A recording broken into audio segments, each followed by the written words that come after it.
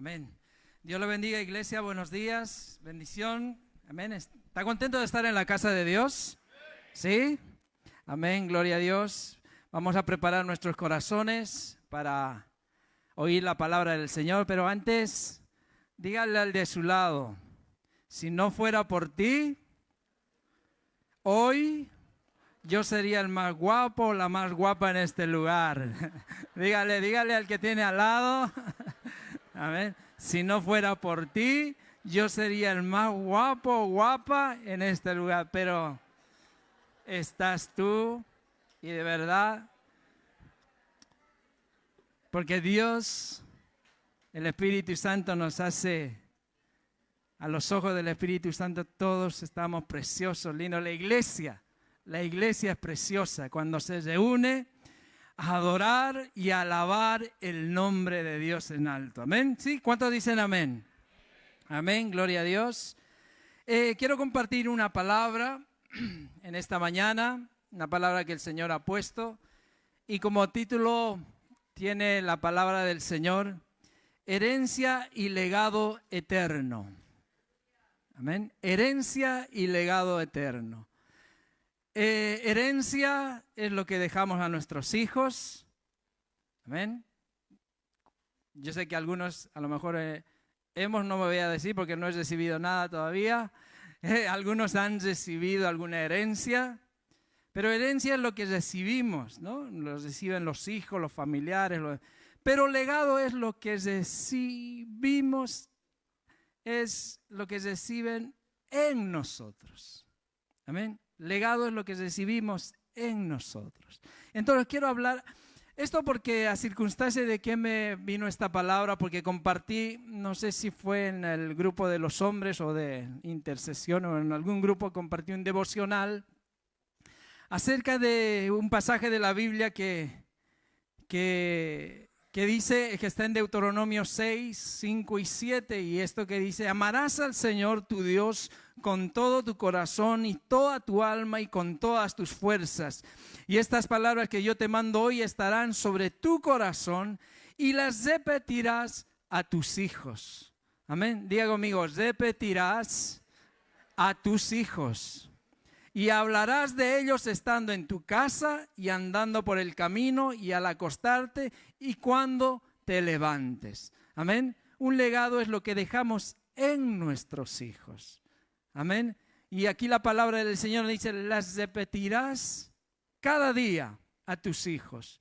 Y esto porque, bien decía esta palabra que compartía, me venía una historia de la palabra del Señor que se encuentra en 1 Samuel 7, adelante.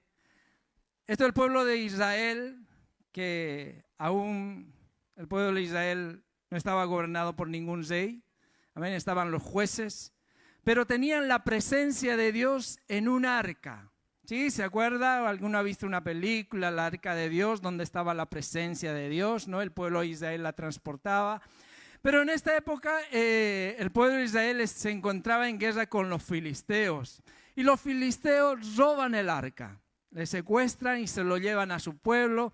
Pero el arca de Dios es algo tan sagrado y tan precioso, que es la presencia misma de Dios, que cuando en el pueblo de los filisteos estaba el arca, dice que ahí trajo mortandad, enfermedad, destrucción.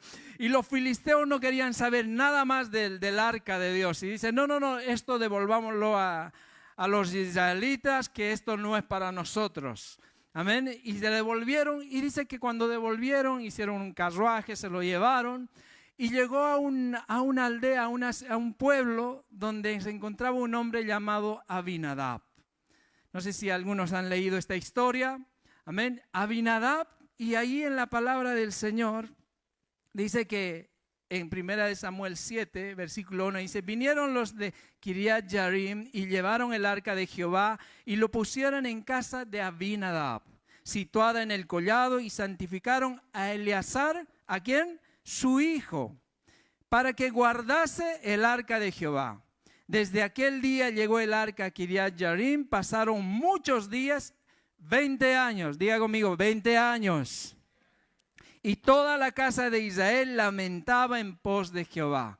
Mira, lamento. Y en otra versión dice, lloraban y buscaban a Dios, pese que la presencia de Dios estaba en ese lugar. Amén. Pero dice que llegó a casa de este hombre, de Abinadab, 20 años, y la Biblia no habla nada más en estos versículos qué es lo que pasó. Pero en teoría entendemos que no pasó absolutamente nada. En esos 20 años que estuvo el arca de Dios, la presencia misma de Dios, amén, en esta ciudad, en esta casa de Abinadab, y no pasó nada. Luego la historia pasa, llega a ser rey, David rey, amén. David es rey ya proclamado y está en el palacio y él ve la necesidad. Porque David, acuérdese que era, dice, hombre conforme al corazón de Dios. Y entonces él tiene la necesidad que el arca de Dios esté en el templo, esté ahí en su casa. Y entonces, ¿qué hace él? Manda a buscar el arca donde estaba, y estaba en casa de Abinadab. 20 años que no pasó nada, estaba, y manda a buscar, y es lo que pasa ahora en Segunda de Samuel ya. Cuando llegaron a la era, dice en el capítulo 6, versículo 6, cuando llegaron a la era de Nacón, Usa extendió su mano en el arca de Dios y sostuvo porque tus bueyes tropezaban, y el furor de Jehová se encendió contra Usa y lo hirió allí Dios por aquella temeridad y cayó muerto en aquel lugar. David pide transportar el arca. Amén. Ahí leíamos Usa, un nombre. Este personaje, Usa, era hijo de Abinadab. Y ahí yo puedo entender que cuando leemos esto, cuando dice que él, el carruaje y en el que llevaban el arca, tropezó y se quería caer, él hizo sujetarlo. Pero que dice que al instante cayó muerto. ¿Esto qué nos da a entender, mi hermano? Cuando llegó la presencia de Dios a casa de este hombre, él no supo hablar y enseñar cómo se trataba, cómo se adoraba el arca y cómo se tenía que transportar el arca de Dios. El arca de Dios, porque Dios da unas órdenes, amén, a Moisés cuando les dice que preparen todo el arca y hagan, les da unas órdenes que ellos no podían transportar ni con animales, ni con carruajes, nada. El Señor tenía que, los sacerdotes, los levitas tenían que transportarlo a mano. Pero aquí se ve que ellos omitieron todas esas cosas porque no hubo un seguimiento, no hubo un legado de los que le quiero hablar en esta mañana. De enseñar a nuestros hijos, de enseñar a nuestras generaciones cómo debemos de tratar la presencia de Dios en nuestra casa y en nuestra vida. Entonces, ¿qué hizo su hijo? Agarró y quedó muerto. Y luego David vio eso y dice, no, paremos aquí. No hagamos nada, no se mueve, no se toca nada más. Amén, si vemos la lectura ahí en Segunda de Samuel. No paramos nada más y seguro que estaban a mitad de camino y vieron una casa y dijeron, dejémoslo en esta casa. Y otro personaje que aquí entra en acción, Obed-edom. Amén. Dice que el arca de Dios llega a casa de Obed-edom. ¿Y qué es lo que pasa en casa de Obed-edom? Segunda de Samuel, capítulo 6, versículo 10, dice, de modo que David no quiso traer para sí el arca de Jehová a la ciudad de David y lo hizo llevar David a casa de Obed-edom. El 11, y estuvo el arca de Jehová en casa de Obed-edom 3 meses, diga 20 años, 3 meses, 20 años en casa de un hombre y no pasó nada. 3 meses, ¿y qué dice la palabra del Señor? Y bendijo Jehová a Obed-edom y a toda su casa. Fue dado aviso el rey David diciendo, Jehová ha bendecido la casa de Obed-edom y todo lo que tiene a causa de ¿quién? De la presencia de Dios. Del arca de Dios dice la palabra ahí. Miren una diferencia.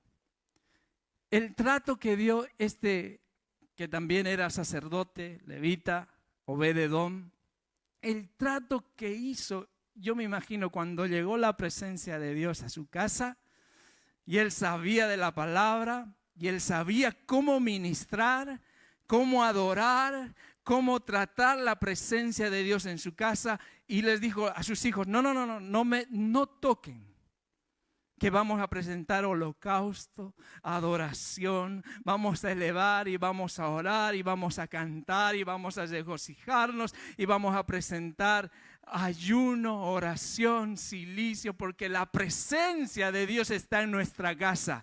Y eso les enseñó a sus hijos. ¿Y qué hizo el Señor? En 3 meses, dice la palabra del Señor, que bendijo la casa de Obed-edom. Que la noticia se expandió porque llegó hasta el rey David, que estaba ahí. Y dijo, seguro que fue un mensajero, David, mira lo que ha pasado en casa de Obed-edom. El arca, a consecuencia del arca de Dios, Dios bendijo. Está en su... Yo me imagino que en esa época tenían las ovejas, las vacas han engordado y han dado, han criado 10, 20, 30, 40. Me imagino así. ¿Pero esto qué? ¿A consecuencia de qué? De la presencia de Dios en casa de Obed-edom, pero al trato, a la enseñanza que este hombre dio a toda la familia. Porque si vemos leyendo y más adelante, vemos que este hombre, este sacerdote, no quiso separarse más de la presencia de Dios. Cuando David entra a Jerusalén danzando con el arca, él va detrás. Amén. Deja su casa, deja todo y dice, yo quiero estar en la presencia de Dios, disfrutar de las bendiciones. Yo no me quiero apartar más de Él. Amén. Y ahí podemos ver sus hijos que se ocupan del sacerdocio, de guardias y demás. Pero ¿y a qué quiero llegar con esto? Herencia y legado eterno. La herencia dijimos que es lo que nosotros dejamos a nuestros hijos. Normalmente dejamos bienes, ¿no? Una casa, un dinero, deudas también. Algunos dejan, ¿no? Bienes. Es lo que dejamos a nuestros hijos. Pero el legado es lo que dejamos en nuestros hijos. Y lo que tenemos que dejar en nuestros hijos es eso. El saber ministrar la presencia de Dios en nuestra vida y en nuestra casa. ¿Cuántos dicen amén? Gloria a Dios. Sí, denle un fuerte aplauso al Señor.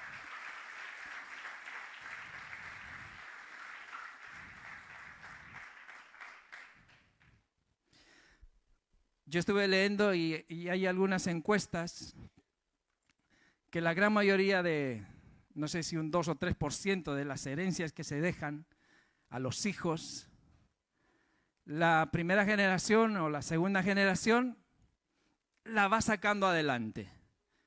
Un 80% se podría decir así, que fracasan en la segunda generación. Un negocio, una empresa. En la tercera generación totalmente se pierde todo. Pero hay un porcentaje, un 2-3%, que sí la sacan la segunda generación adelante. ¿Por qué? Porque el padre o el jefe o el medio supo dejar un legado. No solamente en bienes y en trabajo y en empresas, sino que enseñó a cómo llevar la empresa, a cómo tiene que trabajar cada uno de ellos. Amén. Esa es la diferencia. Pero un legado, ahora quiero hablar de un legado espiritual. Un legado espiritual no se mide en dinero, sino que en lo que se transmite al corazón. Cuando enseñas a tus hijos a confiar en Dios, a valorar el trabajo, a no rendirse frente a la adversidad, les estás dejando un tesoro que ninguna crisis económica va a poder destruir, que es el amor de Dios y la presencia de Dios en nuestra vida.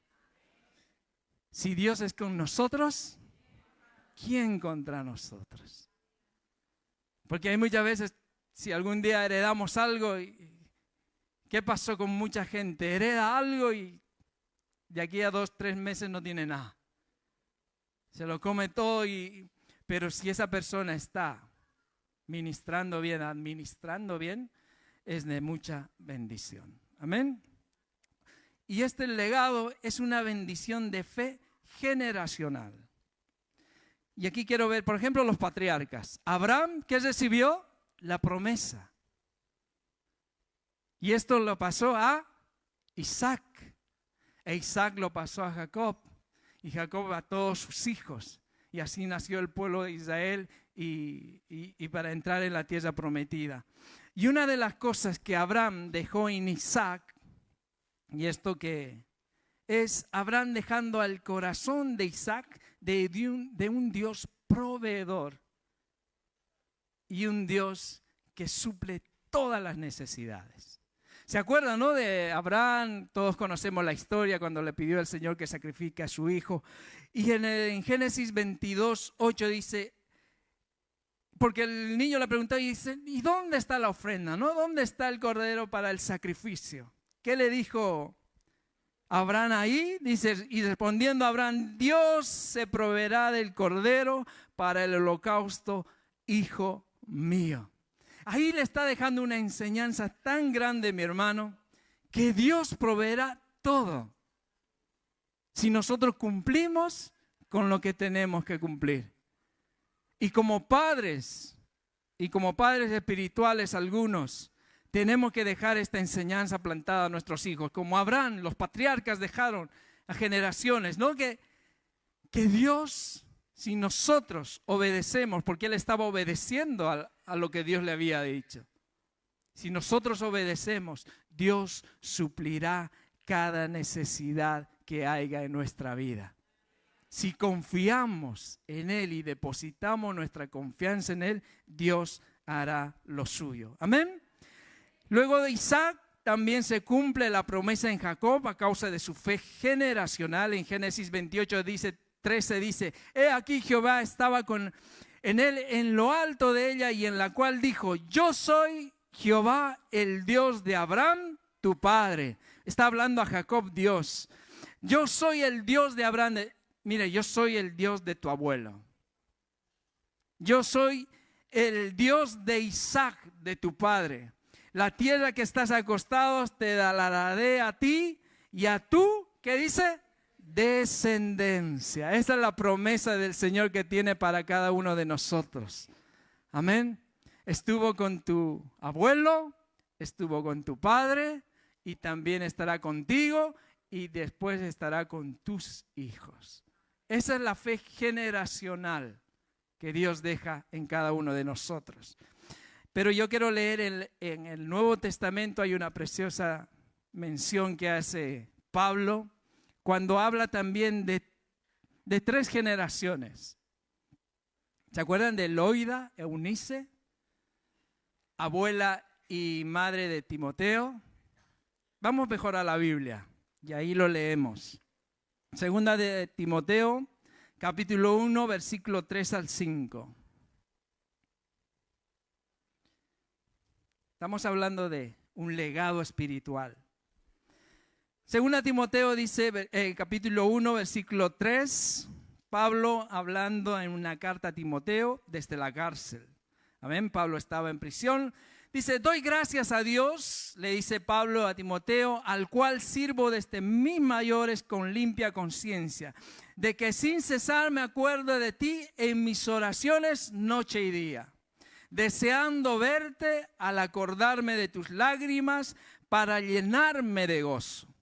El versículo 5 dice, trayendo a la memoria la fe no fingida. Diga conmigo, la fe no fingida que hay en ti, la cual habitó primero, dice, en tu abuela Loida y en tu madre Eunice, y estoy seguro que en ti también. Amén. La fe no fingida. Y aquí habla de 3 generaciones. La abuela Loida, la madre Eunice y el hijo Timoteo. Amén. 3 generaciones que ya, y Pablo le dice ahí, yo estoy seguro que Timoteo, tú tienes esa fe genuina, sincera, perfecta, esa fe de confianza en Dios, la que tuvo tu abuela, la que tuvo tu madre y la que tienes tú. Y esto tiene que ser un legado de fe generacional, mi hermano. Cada uno de nosotros, ¿cuántos padres hay aquí? ¿Sí? Levante la mano ahí los padres que tenemos hijos, ¿sí? Tenemos hijos ya, algunos ya mayores, pequeños. Esto tiene que decir, y algún día dice, oh, si alguna persona alguna vez habla de yo sé que tú eres un hijo de Dios. Y alguna vez le han dicho a alguien, ¿no? Yo sé que tú eres hijo de Dios porque yo he conocido a tu abuelo, que él era un hombre de Dios. A tu abuela, que era una mujer de Dios. Y también he conocido a tu padre y a tu madre, que ellos eran los más. Tenían temor de Dios. Vivían, pero como de verdad decía que la palabra se viva. Y yo estoy seguro que tú también tienes eso. Yo estoy seguro porque, mi hermano, esta fe generacional se transmite de generación en generación. Y ahora nos hacemos la pregunta, cada uno tenemos, ¿y por qué habla Pablo de una fe fingida, no fingida? Porque seguro que había gente en ese tiempo que fingía la fe. Un día estoy y otro día no. Un día estoy con el Señor en la presencia de Dios y me gozo, me alegro, pero otro día estoy por ahí divagando en el mundo, sin rumbo. Pero Pablo en esta mañana nos exhorta. Y la palabra de Dios está para exhortar, amén, al pueblo de Dios. Y para decirnos que no tengamos una fe fingida. Tengamos una fe genuina, sincera con el Señor. Porque aquí a la vista de nosotros, mi hermano, nosotros podemos ver, caras vemos, corazones no sabemos, dice un dicho. Nosotros podemos ver que aquí lo más, el hermano de 100 se pasa para 200 en lo espiritual. Pero otra cosa es cuando el Señor escudriña el corazón y nos hace ver de qué manera estamos. ¿Tenemos la fe genuina, fe sincera? ¿O tenemos una fe fingida? Que estamos bien aquí y fuera estamos de otra manera. Yo le dejo a pensar en el corazón y el Señor hable a su corazón y nos habla a cada uno de nosotros, nos hace ver, porque esto es para confrontarnos. La palabra de Dios es útil para enseñar, para redarguir y para instruir en justicia, dice, a los hombres de Dios. Amén. Gloria a Dios. La fe no fingida se caracteriza por no haber tenido un encuentro real con Dios por medio de Jesucristo. ¿Por qué le hablo de esta fe? Porque si uno no ha recibido a Cristo en su corazón, un día va a estar aquí y otro día va a estar allá. Porque hay algunos, cuando yo converso con alguna gente, dicen, no, yo sí creo en Dios y voy a la iglesia. No, yo sí creo porque he recibido una herencia, pero no una herencia espiritual, sino una herencia religiosa. Porque los padres le llevaban a la iglesia, igual a la iglesia católica, ¿no? Nos han llevado de niños alguna vez, algunos hemos ido y por costumbre nos vamos los domingos a misa y aquí pasa lo mismo, no, porque mi padre y mi madre me llevaban a la iglesia y pues yo voy porque es domingo y me siento bien y estoy bien ahí y escucho y canto y ya está. Pero esa no es una fe genuina. Una fe genuina es cuando usted y yo recibimos a Cristo en el corazón. Cuando experimentamos el nuevo nacimiento. Amén. Cuando nosotros entregamos nuestra vida al Señor y le decimos, Señor, sé que soy un pecador y me arrepiento de todos mis pecados. Sé que, Señor, te he fallado, he sido lo que he sido en el mundo, pero hoy el Espíritu Santo ha tocado mi vida y, Señor, he visto que no soy un hombre bueno.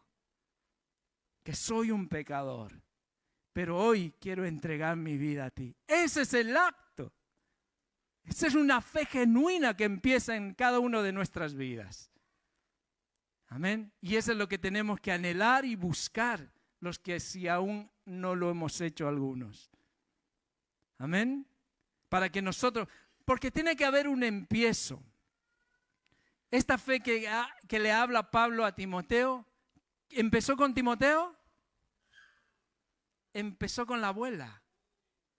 Porque tiene que haber un empiezo. Si en mi familia no hay nadie que ha conocido al Señor, tengo que ser yo la abuela Loida.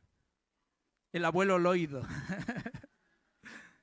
Tengo que ser yo quien empiece a romper todo eso. Para que mis hijos y los hijos de mis hijos puedan tener esta bendición. ¿Sí? ¿Cuántos lo creen así? ¿Cuántos quieren ser la abuela Loida? Amén, aleluya. Denle un fuerte aplauso al Señor.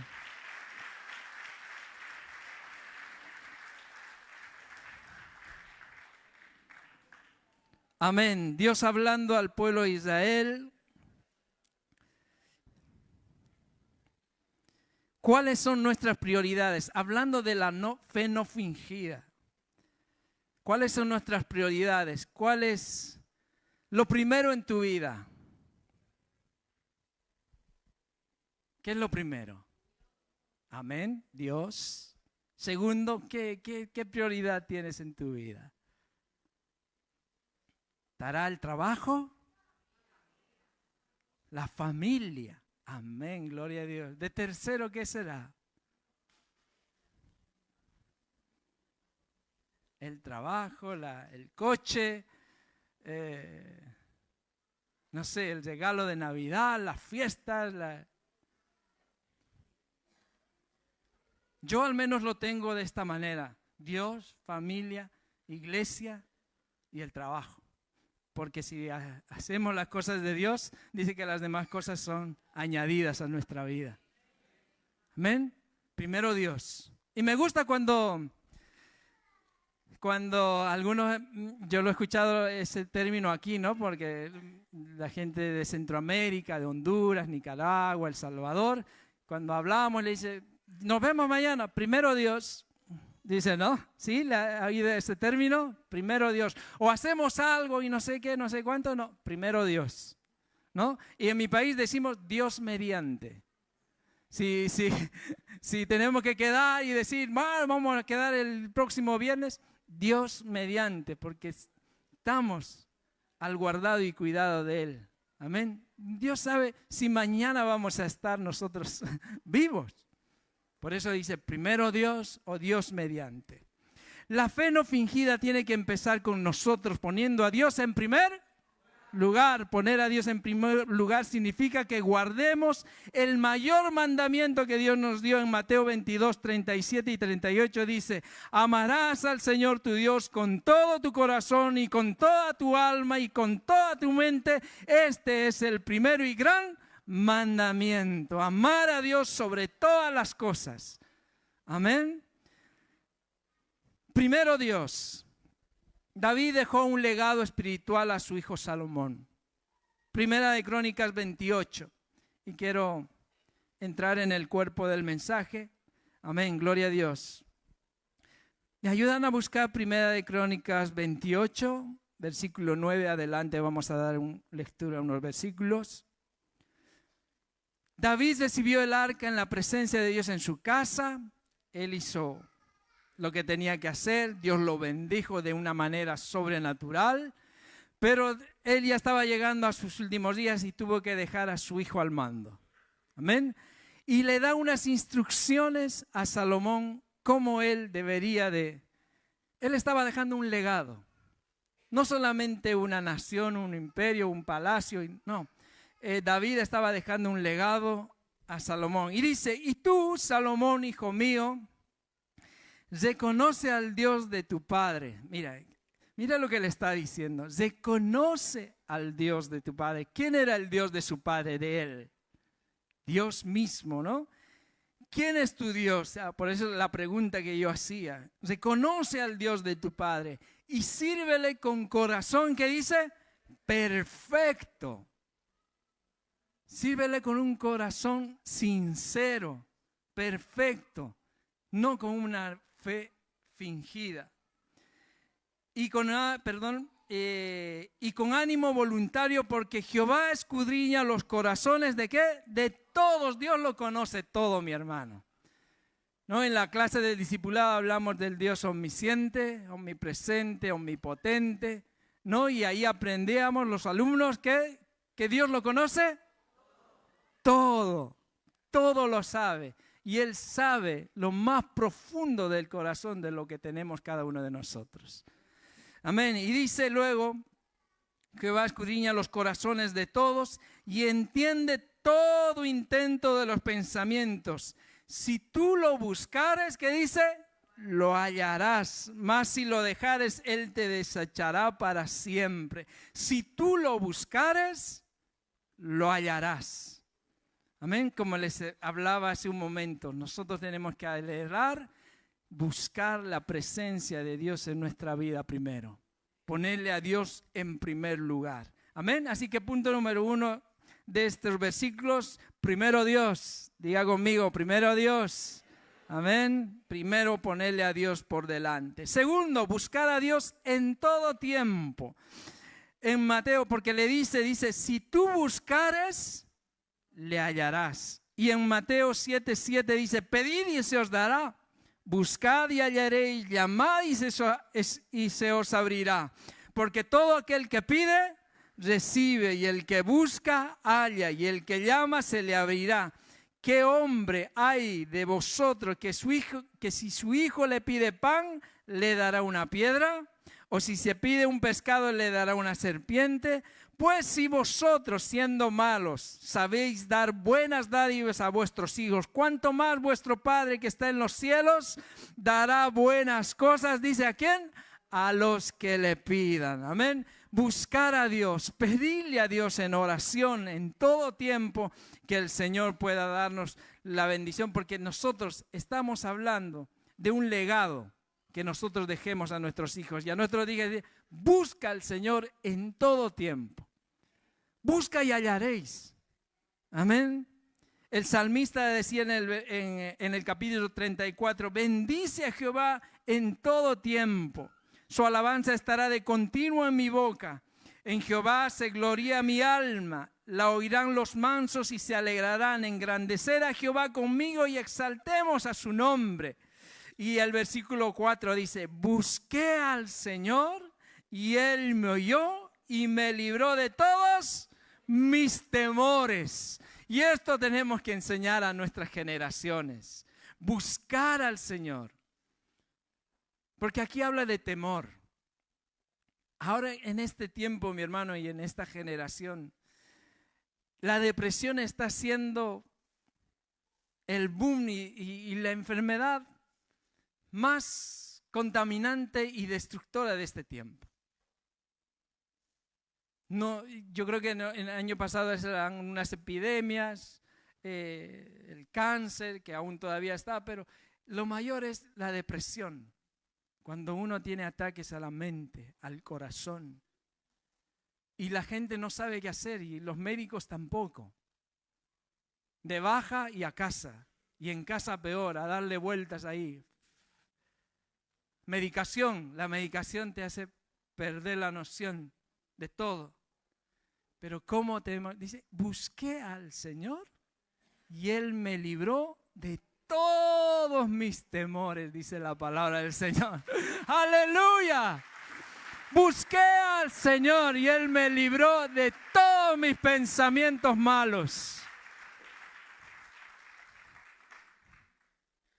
Estoy solo y abandonado en este país. No tengo a nadie. Estoy solo, no tengo a nadie. Y lo estoy pasando mal. Hay testimonios así. Pero te dice el Señor, búscame, que yo estoy para darte un abrazo. No sé con quién hablábamos y decíamos y recordábamos. Y me decía, mi hermano, yo estoy solo en España, no tengo a nadie. Y más en estas fechas que se acercan, lo pasamos muy mal. Y yo también soy testigo porque yo lo pasé muy mal los 2, 3 años que estuve aquí solo. Pero ¿qué es lo que hice yo? Porque ya me enseñaron allí que hay que buscar al Señor, que Él es nuestro Padre. Aunque tu padre y tu madre te dejaren, mas yo no te dejaré, dice la palabra del Señor. Yo no te dejaré. Y nos tenemos que aferrar a la presencia de Dios, donde ahí vamos a encontrar una paz, una fortaleza, aunque venga lo que venga. Pero nosotros estamos seguros a quién servimos y a quién le creemos. Amén. Así que mi hermano, buscar a Dios en todo tiempo. Y luego el versículo 10 de Segunda de Crónicas dice: mira pues ahora que David le está hablando a Salomón, dice: mira pues ahora que Jehová te ha elegido para que edifiques casa para el santuario. Esfuérzate y hazla. Una orden. Ni siquiera no le dice aquí, si puedes, si te da el tiempo, hijo mío. No, edifica casa a Dios. Esfuérzate y hazlo. Edificar casa es hacer un altar de Dios en nuestra vida, en nuestra casa, en nuestra familia. ¿Qué es lo que primero hizo Noé? El arca es Noé, ¿no? Sí. Que ya me estoy con el nombre de Abraham. Noé, ¿qué es lo que hizo cuando fue el diluvio, todo el arca, cuando encontraron tierra? Bajó y dijo: mis hijos, a disfrutar de la tierra que aquí el Señor nos ha dado, y venga a cazar y a hacer la casa y todo eso. ¿Hizo eso? Me pregunto, ¿qué es lo que hizo primero? Bajaron del arca: mis hijitos, vengan con toda la familia. Aquí levantemos un altar, hagamos un altar, piedra tras piedra, y levantemos adoración a Dios. Que Dios nos ha provisto de todo esto. Es lo primero que hizo y es lo que nosotros tenemos que hacer, mis hermanos. Edificar casa a Dios, un altar en nuestra vida, un altar en nuestra casa, un altar en nuestra familia. Amén. Gloria a Dios. Edifícale casa a Dios, le dijo. David habla a Salomón, y esto me hace referencia a, para nosotros, edificarle casa. ¿Sobre qué fundamento tenemos que edificarle? En Mateo, ¿se acuerdan, no? Cuando habla de los 2 cimientos, el prudente y el imprudente. Dice que el prudente edificó su casa sobre la roca y el imprudente edificó la casa sobre la arena.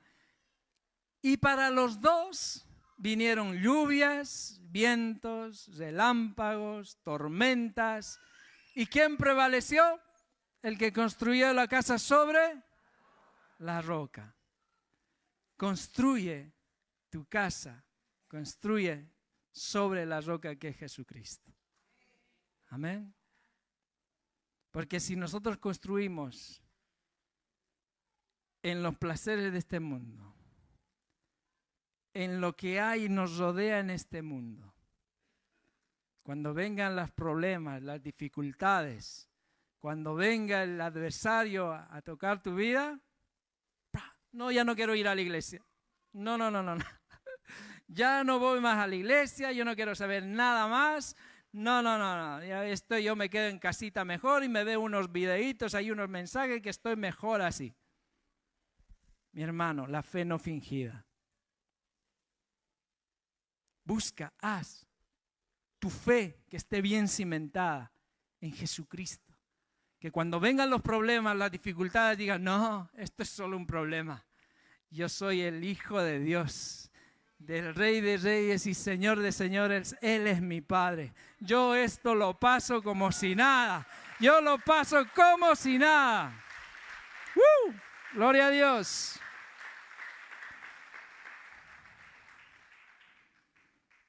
Punto número 4, en Primera de Crónicas 28, estamos, el 19 dice: todas estas cosas, dijo David, me fueron trazadas por la mano de Jehová, que me hizo entender todas las obras del diseño, porque él le había diseñado para que construyese el altar, el templo al Señor. Todas estas cosas, y mira, le está diciendo todo lo que el Señor le había dicho y le está pasando a su hijo. Está dejando un legado. ¿Cómo tenía que hacer el templo? Está dejando un legado espiritual. Y el versículo 20 dijo además David a Salomón su hijo, anímate, esfuérzate y manos ¿a qué?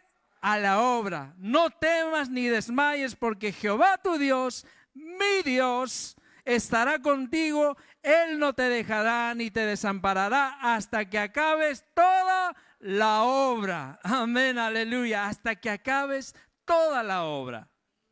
Esfuérzate y sé valiente. Y el Señor en esta mañana nos dice, esfuércense y sean valientes. Confíen en el Dios. Y ahí David dice, en mi Dios, que es tu Dios también. Confíen a Él porque Él les dará las fuerzas necesarias para seguir. Y ahí luego podemos ver que le da un sinfín de cosas que David había recibido de parte de Dios y le empieza a decir, tienes que hacer así el templo. Y si seguimos leyendo, amén, podemos entender lo que David dejó a Salomón. Un legado espiritual. Y de eso estamos hablando, dejarle una fe no fingida, una fe real. Como bien orábamos en la mañana, ¿no? Por ahí gente enferma y decir, uy, ¿será que el Señor puede hacer un milagro? Que no tengamos esa duda, que creamos en el corazón. ¿Será que puedo conseguir un trabajo? Aquí llevo 2, 3 meses sin trabajo. ¿Será? ¿Será que yo puedo tener un pisito ahí donde vivirme y donde... ¿Será? ¿Será que yo, no sé, pueda ir a mi país de visita? Lo veo tan complicado y tan lejos para ir. Yo lo veía así el primer año que estuve aquí en España. Lo veía tan lejos, volver un día a mi país de visita o ir por lo menos a ver a mi madre. Pero Dios a su tiempo, cuando nosotros disponemos el corazón, cuando nosotros hacemos la voluntad del Señor y primero ponemos a Dios en primer lugar, esa es la clave, mi hermano, del éxito, vamos a decir. Ponerle a Dios en primer lugar. Dios, seas tú mi guía, seas tú quien conduzca mis pasos. Señor, sí estoy en este país ahora, pero tú sabes lo que va a pasar más adelante. Yo solo me encomiendo en tus manos y quiero tener esa fe genuina en mi vida. Esa fe no fingida, sino que yo permanezca en ti, crezca en ti y camine en ti, porque yo sé que tú vas a hacer la obra, porque las demás cosas, si yo me ocupo en tus cosas, tú te ocupas de las demás cosas. Esa es la clave, mi hermano. Luego trabajar, como bien leíamos, en la familia, en el trabajo, eso es añadidura. Buscar primeramente el reino de Dios y su justicia, y todas las cosas vendrán por añadidura. ¿Amén? ¿Lo cree? ¿Le cree al Señor? ¿Sí? ¿Le cree? Dele un fuerte aplauso al Señor. Voy a invitar a los músicos que puedan pasar, por favor.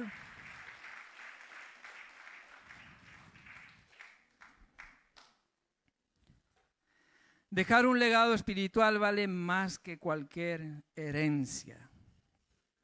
Y si hablamos de herencias, el premio se lo lleva el hijo pródigo, ¿no? ¿Qué hizo el hijo pródigo? Que pidió la herencia. Eso es estudio de otro tema, de otro mensaje, pero quiero hacer un poquito. Él se lo gastó porque no supo entender el legado que le estaba dejando su padre. Gastó, dice, todo su dinero, pero, dice la palabra del Señor en Lucas 15, y volviendo en sí, dijo, ¿cuántos jornaleros en casa de mi padre tienen abundancia de pan y yo aquí perezco de hambre? Dice, me levantaré, e iré a mi padre y le diré: Padre, he pecado contra el cielo y contra ti. Y esto hablo de aquellas personas que aún no han encontrado esa fe genuina y sincera, que todavía estamos un pie en el mundo y otro pie en la iglesia y en las cosas de la iglesia. Y un día ahí que no podemos más con nuestra vida, pero el Señor, y yo sé que hay padres y madres que están orando por ti día y noche. Hay gente, familia, orando por ti día y noche. Esto siempre lo hablamos con mi esposa y decimos: la fe y la oración de nuestros padres son lo más. Es lo más. Porque gracias a la oración de nuestros padres estamos donde estamos. Porque ellos han sabido inculcarnos y han sabido dejarnos este legado. Y el Señor le dice en esta mañana: vuelve en sí. Vuélvete a Cristo. Vuélvete.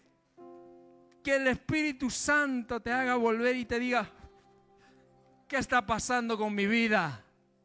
Yo no era así. Yo en mi país yo estaba dedicado a las cosas del Señor, dedicado a la obra, y he llegado a este lugar y estoy perdido. Vuelve en sí, mi hermano. El Señor te está hablando en esta mañana: vuelve en sí. Porque alejados de mí nada podéis hacer, dice la palabra del Señor. Amén. Y este hombre volvió en sí y pidió perdón. Al Padre, a la familia, a Dios, al cielo y a Dios, al Padre, pidió perdón. Y en esta mañana queremos pedirle perdón al Señor. Pueda ponerse en pie, por favor.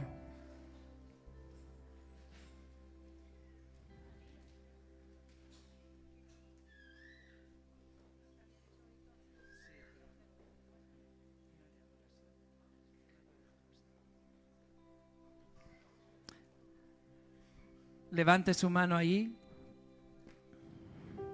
En una ocasión, Pedro y Juan creo que fueron al templo, de camino al templo, y un mendigo que estaba ahí le pidieron. ¿Y qué le dijeron? Pedro le dijo: no tengo plata ni oro, pero lo que tengo te lo doy. Amén. Y lo que yo tengo en esta mañana para ti es la confianza, la fe genuina en un Dios todopoderoso, en un Dios que hace milagros, en un Dios que sana enfermos, en un Dios todopoderoso que te libra del brazo del cazador, dice la palabra del Señor. Yo tengo un Dios todopoderoso. No tengo plata ni oro, dijo Pedro. Lo que tengo te lo doy. Recibe al Señor Jesucristo en tu corazón y sé salvo tú y tu casa. Aunque no lo dice ahí Pedro, pero la palabra del Señor lo comenta. Amén. Levante su mano, por favor. Señor, te damos gracias en esta mañana. Padre Dios, quiero en esta mañana orar por tu iglesia, por cada vida, Señor, que hoy está en esta mañana en este lugar. Que creamos, Señor, y seamos confrontados con tu palabra en esta mañana. Y que, Señor, busquemos esa fe genuina, sincera, Señor, que tú nos provees. Que no tengamos, Señor, en nuestro corazón y en nuestra vida, Padre, que estemos un día sí, un día no, Padre, Señor, sino que una fe, Señor, que tenga un principio en nosotros, como lo tuvo en la abuela Loida que estudiamos hoy. Que con nosotros empiece esa fe genuina, sincera, Señor, y que sea de bendición para mis hijos, que sea de bendición para mi casa, que sea de bendición para mi matrimonio, para mi familia, para los hijos de mis hijos. Dice la palabra del Señor que será de bendición hasta 1000 generaciones. Y creo en esta palabra, Señor, en esta mañana. Y en esta mañana oro por cada vida. Espíritu Santo, toca el corazón, Espíritu Santo, y cambia, Señor, cambia, Padre. Oh Espíritu Santo, queremos volvernos hacia ti. Señor, quiero volver y quiero volver en sí, Señor. Dígale, Señor, perdóname, perdóname de mis pecados. Perdóname, Señor, si te he faltado, si te he fallado, Señor. Pero hoy quiero ser, Señor, un hijo tuyo. Te recibo en mi corazón. Te recibo en mi corazón sin antes pedirte perdón, Señor, por todo. Oh, Señor, te anhelo en mi vida, te anhelo en mi corazón. Dígale al Señor.